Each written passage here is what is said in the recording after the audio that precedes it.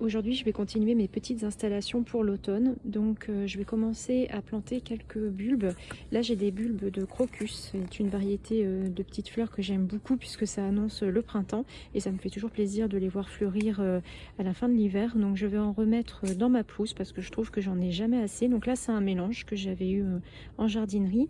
Et je vais également faire des semis en place de nigelle et de pavots. Alors, j'ai déjà des nigelles qui se sont ressemer dans les massifs, mais j'avais surtout envie de ressemer la variété d'Elf Blue qui n'a pas fleuri cette année. Je vais la mettre dans un endroit où elle aura certainement une meilleure exposition et plus de place pour se développer. Et après, il y aura d'autres bulbes qui vont arriver, mais pour le moment, je suis toujours en attente de ma commande qui ne cesse d'être poussée. Donc j'espère quand même pouvoir avoir ces bulbes à installer dans le jardin prochainement. Donc là, vous voyez ici, j'avais laissé les capsules de nigelle en place qui sont encore avec des graines, comme ça elles vont se ressemer. Donc là, c'était la variété African Bread qui a une capsule qui est un peu différente de celle de la nigelle de Damas classique.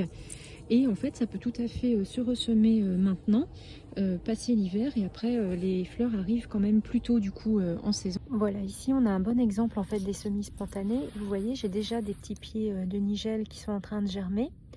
Je pense que là, c'en est aussi. Et là, j'avais semé du méliné l'année dernière et j'ai laissé les graines en place. Et j'ai des petits pieds aussi qui sont en train d'arriver. Donc après, j'éclaircirai certainement ou je redéplacerai des plants à la fin de l'hiver. Mais ça permet d'avoir un aspect qui est beaucoup plus sauvage dans vos plates-bandes. Je vais gratter avec le griffoir la terre. Puis je vais faire vraiment un semis très simple. Je vais venir jeter les graines à la surface du sol. En ce moment, il y a pas mal de rosée, il n'y a plus. Donc je vais laisser un peu la nature faire. Je ne vais pas forcément compliquer mon semis. Et normalement ça devrait pouvoir germer assez rapidement. J'ai fait en fait des petits tas le long du massif pour pouvoir avoir plusieurs zones où les nigelles peuvent sortir. Et je vais vous montrer ma petite compagne de la journée.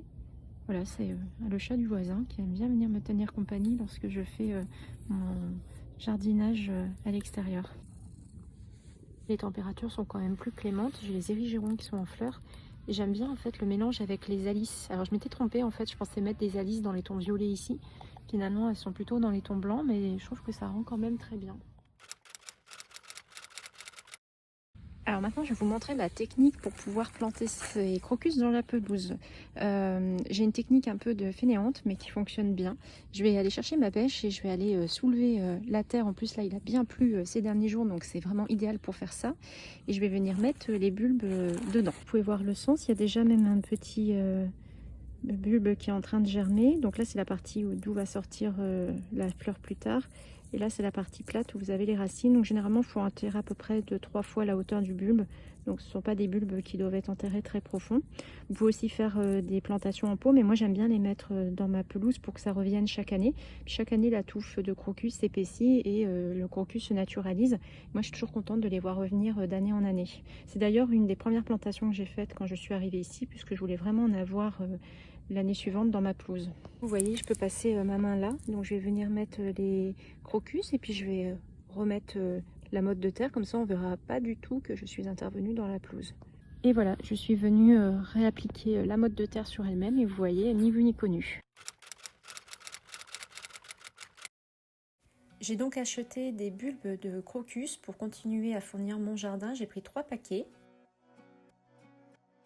J'ai également pris des bulbes d'allium, donc de différentes couleurs, blanc et violet. Des tulipes plutôt dans les tons abricots. Et des jacinthes en mélange. Et pour finir, des narcisses de différentes couleurs. Et on se quitte sur des images de mes dahlias du jardin qui sont magnifiques, ainsi que de mes premières potées d'automne, donc cyclamène et ses jolies pensées blanches et violettes.